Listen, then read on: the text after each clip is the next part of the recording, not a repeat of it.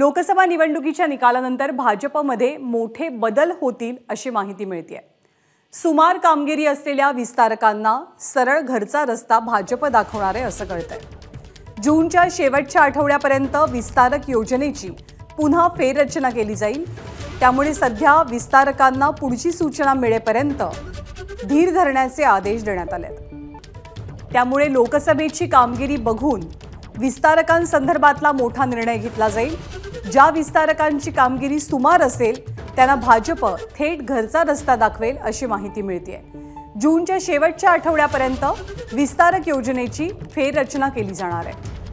आपले प्रतिनिधी सुशांत सावंत याबद्दलची माहिती आपल्याला देतील। सुशांत, ज्ञानदा, जर आपण बघितलं असेल तर लोकसभा निवडणुकीसाठी भाजपनं लोकसभा मतदारसंघासाठी 1 विस्तारक आणि विधानसभा क्षेत्रासाठी 6 विधानसभात 6 विस्तारक असे एकूण 7 विस्तारक जे आहेत ते प्रत्येक लोकसभा मतदारसंघात नेमले होते।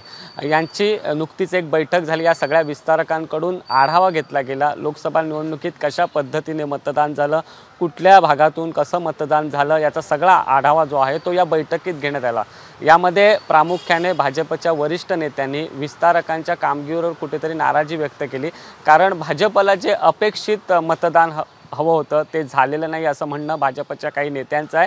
त्यामुळे या विस्तारकांच्या कामगिरीवर कुठेतरी नाराजी जी आहे ती या बैठकीत व्यक्त करण्यात आली आणि याचमुळे या विस्तारकांचं सध्या जे काम आहे ते थांबवण्यात आलं आहे। लोकसभा निवडणुकीच्या निकालानंतर विस्तारक बदलायचे की त्यांच्यावरच पुन्हा विस्तारकांची जबाबदारी द्यायची हे निश्चित होणार आहे। मात्र भाजपला जे अपेक्षित जी कामगिरी हवी होती ती कामगिरी या विस्तारकांकडून झाली नसल्याची आपल्याला माहिती मिळते आणि त्याचमुळे सध्या तरी या विस्तारकांचं काम जे आहे ते थांबवण्यात आलंय। दुसरी महत्त्वाची गोष्ट म्हणजे विस्तारकांच्या कामाचा आणि जूनच्या शेवटच्या आठवड्यापर्यंत फेररचना अपेक्षित आहे। धन्यवाद सुशांत या माहितीबद्दल।